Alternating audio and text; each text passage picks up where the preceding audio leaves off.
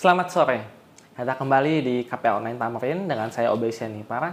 Dan kita akhirnya akan menutup kitab Wahyu. Maksudnya menutup adalah menyelesaikan ya. Jadi kita akan membaca 2 pasal terakhir dari kitab Wahyu. Yaitu pasal yang ke-21 dan ke-22. Dan ini adalah klimaks kitab Wahyu. Jadi itu saja judulnya ya, klimaks kitab Wahyu. Tapi sebelum kita mulai, mari kita sama-sama kita berdoa. Tutup mata, tunduk kepala. Bapa kami yang di surga, terima kasih Tuhan karena Engkau sungguh baik dan menyertai kami untuk menyelesaikan kitab Wahyu ini. Berkatilah supaya kami menjadi lebih beriman dan lebih bersedia dalam menyambut kedatangan Yesus.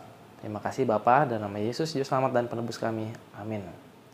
Baiklah, jadi karena kita hanya akan membaca saja, dan saya tidak mau terlalu banyak komentar atau berspekulasi, jadi saya hanya ingin mengingatkan Wahyu pasal 1 ayatnya yang ketiga. Sekali lagi ya, dari banyak sesi-sesi sebelumnya, ini harus ditekankan berkali-kali, yaitu adalah apa yang, bukan surat 1 Yohanes, Wahyu ya. Wahyu pasal 1 ayat 3 dikatakan, berbahagialah ia yang membacakan dan mereka yang mendengarkan kata-kata nubuat ini dan yang menuruti apa yang ada tertulis di dalamnya. Sebab waktunya sudah dekat. Jadi apalagi kita sekarang ya, waktunya sudah lebih dekat lagi. Jadi dikatakan berbahagialah yang membaca, yang mendengar, dan yang mentaati atau menuruti ya. Nah untuk itu kita akan banyak membaca. Jadi harap dibuka Alkitabnya, kita baca bersama-sama. Mungkin saudara baca dalam hati, saya baca langsung dari Alkitabnya. Kita buka Wahyu pasal 21 ya, dan 22. Jadi ini betul-betul paling akhir. Inilah klimaksnya. Jadi sebelumnya itu ada malapetaka. Ada apa lagi? Ada kekacauan, perang, penyakit, malapetaka ya. Dan intinya Yesus akhirnya datang. Lalu kita bahas yang sesi sebelumnya, yaitu 1000 tahun, di mana akhirnya iblis itu dikurung dulu atau diikat. Orang-orang kudus berkuasa 1000 tahun. Dan lalu apa yang terjadi? Setelah orang kudus itu berkuasa 1000 tahun di surga, menghakimi, termasuk menghakimi malaikat, yaitu menghakimi setan, dan juga menghakimi orang-orang yang mati yang lain, yang jahat gitu ya. Apa yang terjadi? Mereka akan turun dari surga itu. Nah inilah yang dituliskan dalam Wahyu pasal 21. Ayat 1 dan 2 dikatakan, lalu aku melihat langit yang baru dan bumi yang baru. Sebab langit yang pertama dan bumi yang pertama telah berlalu. Dan laut pun tidak ada lagi. Dan aku melihat kota yang kudus, Yerusalem yang baru, turun dari surga, dari Allah, yang berhias bagaikan pengantin perempuan yang berdandan untuk suaminya. Jadi Yerusalem yang baru itu akan turun. Termasuk orang kudus yang sudah ada di sana. Akan turun. Tapi kita kembali ke bumi, bukan bumi seperti yang sekarang. Tapi bumi yang baru. Kita tidak tahu seperti apa persisnya. Tapi nanti kita baca. Mungkin ada sedikit lah hint-hint atau petunjuk kira-kira seperti apa bumi yang baru. Atau paling tidak tentang Yerusalem yang baru tersebut. Kita lanjutkan ayat yang ketiga. Lalu aku mendengar suara nyaring dari tahta itu berkata, lihatlah, kemah Allah ada di tengah-tengah manusia, dan ia akan diam bersama-sama dengan mereka. Mereka akan menjadi umatnya, dan ia akan menjadi Allah mereka. Nah ini yang paling penting. Karena sebagian orang apabila mendengar, kita nggak di surga selama-lamanya, kita akan di bumi, balik lagi ke bumi. Bisa mungkin agak sedikit kecewa gitu ya. Tapi pertama, buminya ini bukan bumi yang sekarang, bumi yang baru. Dan yang kedua, dan yang paling penting adalah dikatakan kemah Allah ada di tengah-tengah manusia. Tuhan akan di tengah-tengah mereka. Jadi yang penting itu adalah apabila Tuhan bersama dengan kita, sebenarnya itu pun juga surga.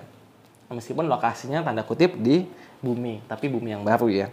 Nah ini yang penting ya, selama Tuhan bersama dengan kita itu tidak masalah. Mau di surga, mau di bumi, mau di luar angkasa, di Pluto, dimanapun, tidak masalah sama Tuhan ada di tengah-tengah kita. Nah, seperti itu ya. Ya. Dan lanjutannya ayat yang keempat. Ini yang juga penting ya. Dan ia akan menghapus segala air mata dari mata mereka, dan maut tidak akan ada lagi. Tidak akan ada lagi perkabungan atau ratap tangis atau duka cita, sebab segala sesuatu yang lama itu telah berlalu. Jadi luar biasa ya.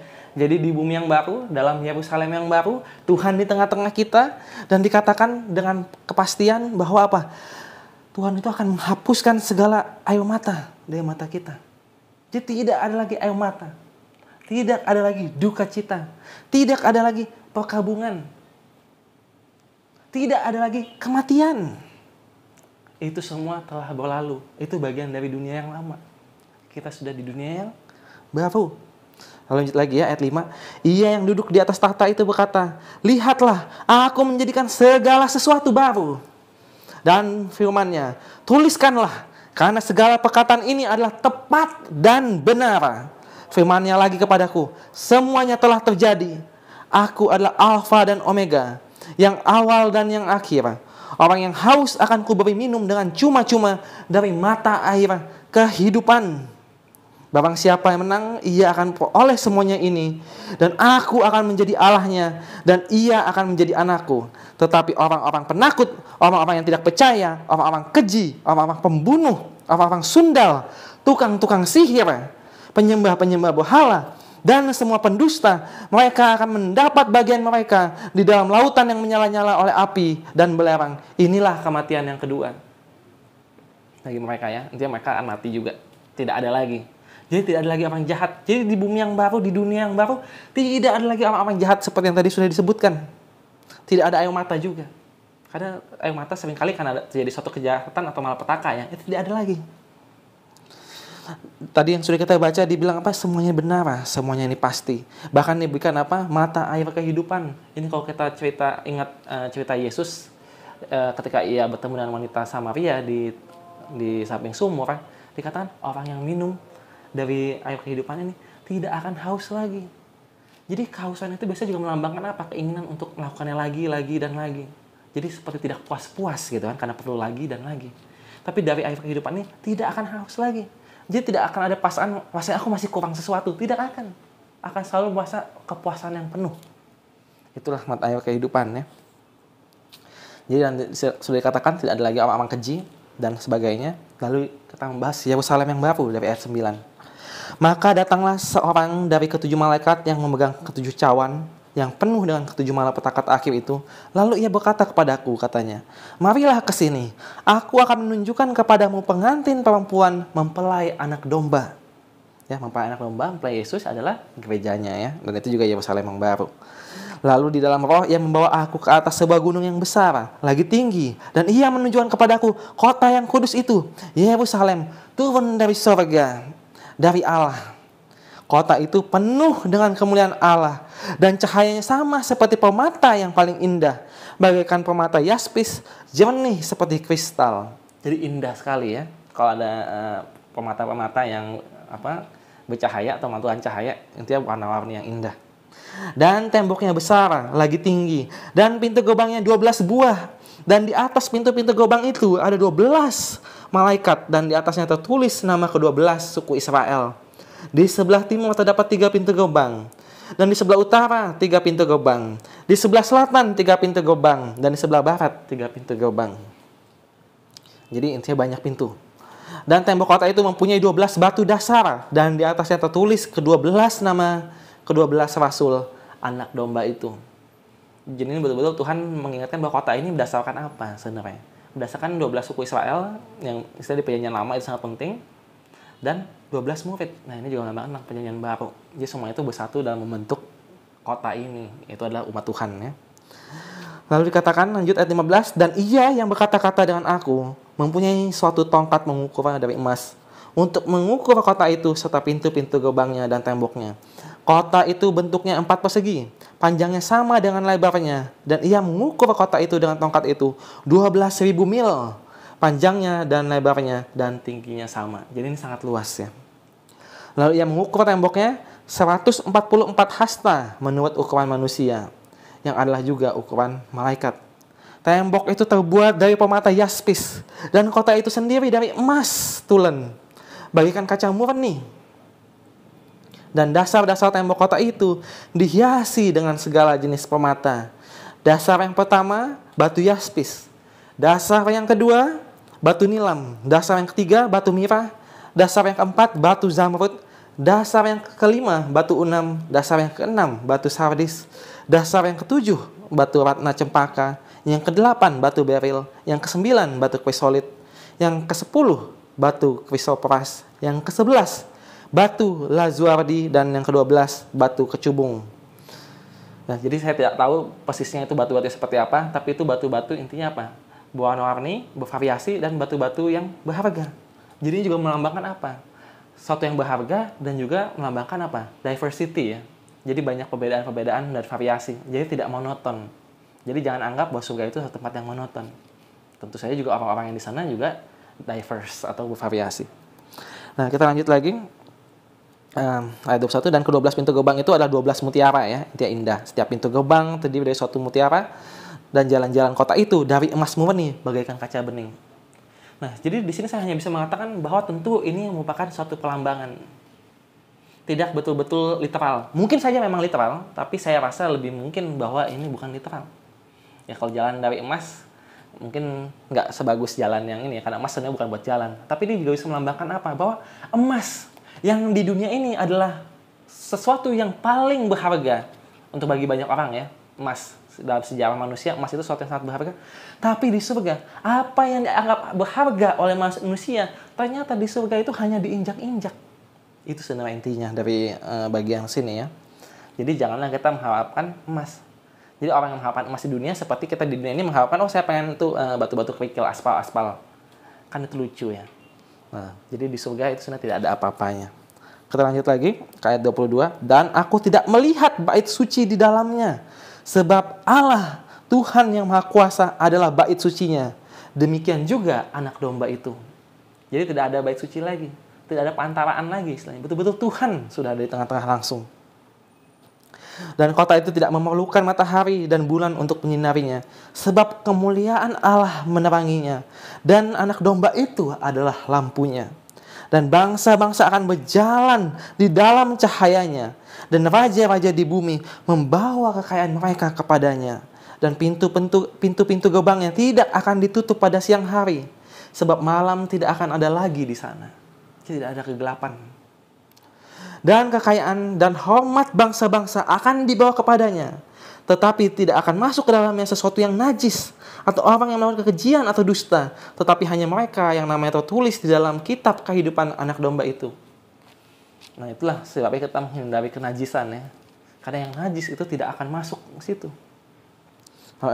Pasal 22, lalu ia menunjukkan kepadaku sungai air kehidupan yang jernih bagaikan kristal, dan mengalir keluar dari tahta Allah dan tahta anak domba itu.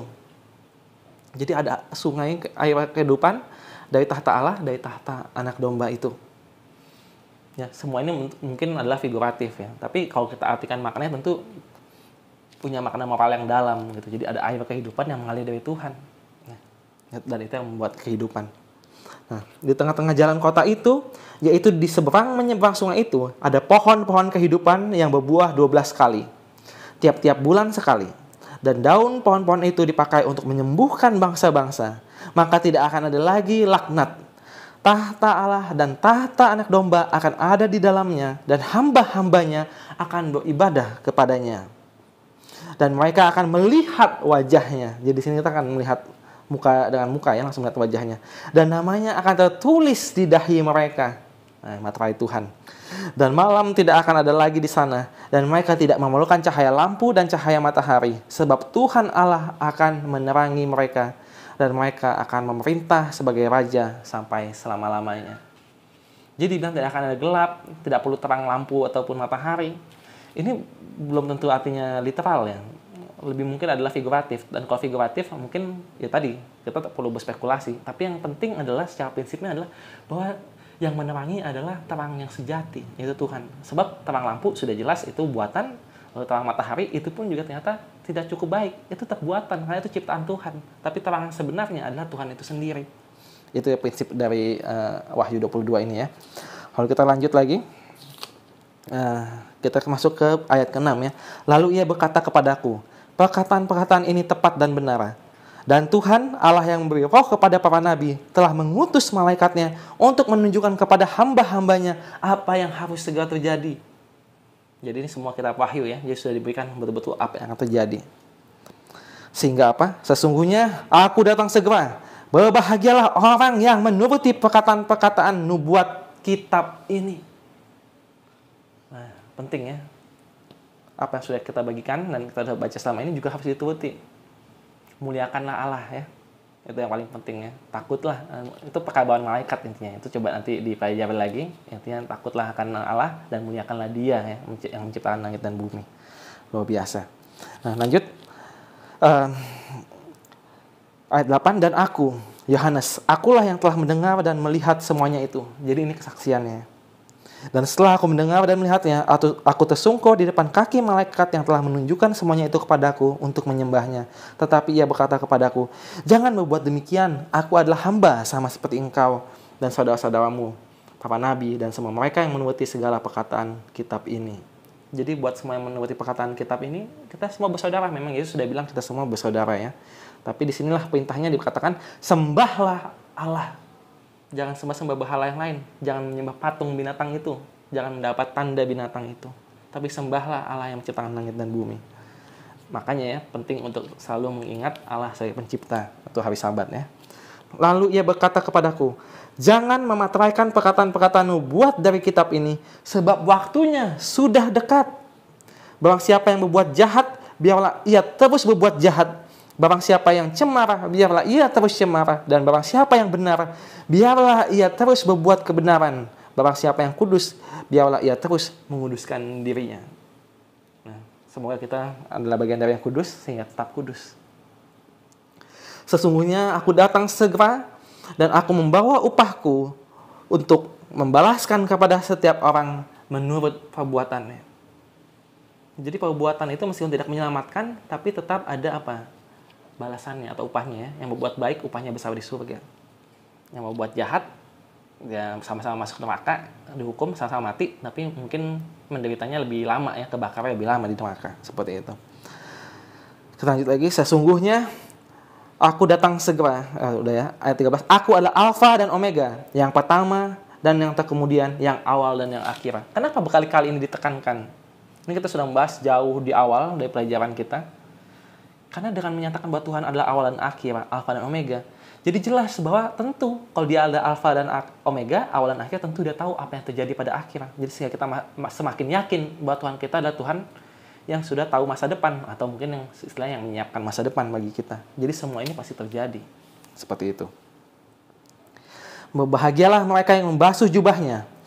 Mereka akan memperoleh hak atas pohon-pohon kehidupan dan masuk melalui pintu-pintu gerbang ke dalam kota itu. Tetapi anjing-anjing dan tukang sihir, orang-orang sundal, orang-orang pembunuh, penyembah-penyembah berhala, dan setiap orang yang mencintai dusta dan yang melakukannya tinggal di luar. Aku, Yesus, telah mengutus malaikatku untuk memberi kesaksian tentang semuanya ini kepadamu bagi jemaat-jemaat. Aku adalah Tunas, yaitu keturunan Daud, bintang timur yang gilang gemilang. Bintang timur ini penting karena dia yang mengarahkan gitu ya. Jadi inilah diarahkan kita. Roh dan pengantin perempuan itu berkata, marilah.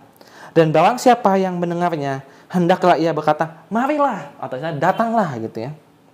Dan barang siapa yang haus, hendaklah ia datang. Dan barang siapa yang mau, hendaklah ia mengambil air kehidupan dengan cuma-cuma. Jadi semua ini gratis sebenarnya. Akhir yang indah ini, Yerusalem yang baru dalam dunia yang baru. Yang tidak ada air mata, tidak ada ratap, tidak ada duka. Semua ini sebenarnya gratis bagi mereka yang mau dan bagi mereka yang haus. Itulah sebabnya Yesus mengatakan berbahagialah yang mereka yang lapar dan haus akan kebenaran. Karena mereka akan dipuaskan atau mendapat kelegaan. Seperti itu ya. Dan itu semua cuma-cuma. Karena sudah dibayar sebenarnya. Bukan kita yang membayar, tapi sudah dibayar oleh Yesus dengan darahnya di kayu salib. Jadi sebagai penutup, ini hanya tinggal beberapa ayat lagi. Dikatakan, aku bersaksi, ayat 18 ya, aku bersaksi kepada setiap orang yang mendengar perkataan-perkataan nubuat dari kitab ini. Jika seorang menambahkan sesuatu kepada perkataan-perkataan ini, maka Allah akan menambahkan kepadanya malapetaka-malapetaka yang tertulis di dalam kitab ini. Dan jikalau seorang mengurangkan sesuatu dari perkataan-perkataan dari kitab nubuatan ini, maka Allah akan mengambil bagiannya dari pohon kehidupan dan dari kota kudus seperti yang tertulis di dalam kitab ini. Ia yang memberi kesaksian tentang semuanya ini berfirman, ya, aku datang segera. Amin. Datanglah Tuhan Yesus. Kasih karunia Tuhan Yesus menyertai kamu sekalian. Amin. Nah, itulah klimaks dari kitab Wahyu. Semoga kita bisa mendapat motivasi ya. Sesuatu yang lebih indah itu menanti kita. Yang penting kita adalah bertahan. Dan itu semua cuma-cuma. Yang penting kita cuma apa? Yang mau dan haus. Apabila kita sudah haus, tinggal mau datang dan mengambil air kehidupan itu. Dan itu akan diberikan kepada mereka yang datang kepadanya. Tuhan memberkati kita. Kita tutup dengan doa. Bapa kami dalam surga, terima kasih Tuhan untuk suatu pekabaran yang baik yang Engkau telah berikan kepada kami. Berikanlah kami air kehidupan ini, dan kirimkanlah Roh Kudus-Mu untuk menyertai kami selalu sampai akhir zaman. Terima kasih Bapa, dan nama Yesus Juru Selamat dan Penebus kami. Amin. Baiklah, sampai jumpa lagi di KP Online berikutnya, tapi mungkin dengan topik yang baru ya. Baiklah, Tuhan berkati. Amin.